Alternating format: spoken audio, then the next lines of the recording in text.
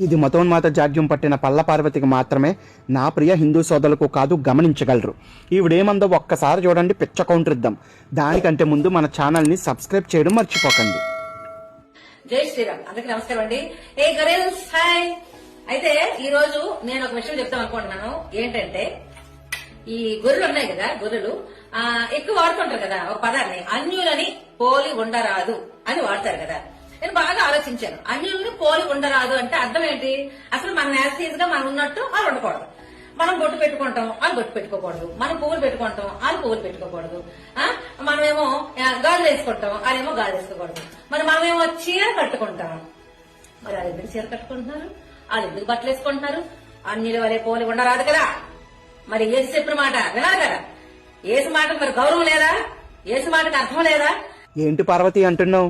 క్రీస్తు వారు క్రైస్తవులను అన్యులను పోలి ఉండొద్దు అన్నారని భాషా అలంకారం అనుకుంటున్నావా ఏంటి? అందుకే నిన్ను ఆఫ్ నాలెడ్జ్ అంటాను. జిగేల్రాని అన్యులను ఎందుకు పోలి ఉండకూడదు అన్నారంటే, క్రైస్తవులకు ఒక యూనిక్ స్టైల్ ఉంటుంది. అదేంటంటే క్షమాగుణం. అది మీలో ఉండదు. ఇకపోతే మీ కృష్ణుల్లా దొంగతనం చెయ్యొద్దన్నారు, మీ దేవి దేవతల్లా వ్యభిచారం చెయ్యొద్దన్నారు. బ్రహ్మ పొరుగువాడైన శివుడి భార్యను ఆశించినట్లు పొరుగువాని భార్యను ఆశించొద్దన్నారు. మీ కృష్ణుల్లా అబద్ధాలు ఆడొద్దన్నారు. జీవం లేని రాయిని మీరు పూజిస్తారే, అవి పూజించొద్దన్నారు.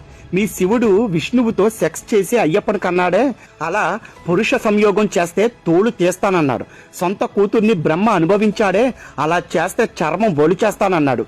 ఇవి పార్వతి అన్యులను పోలి ఉండొద్దు అంటే. అంతేగాని నువ్వు చెప్పినవి కాదు. తెంగర సన్నాసి పల్ల పార్వతి.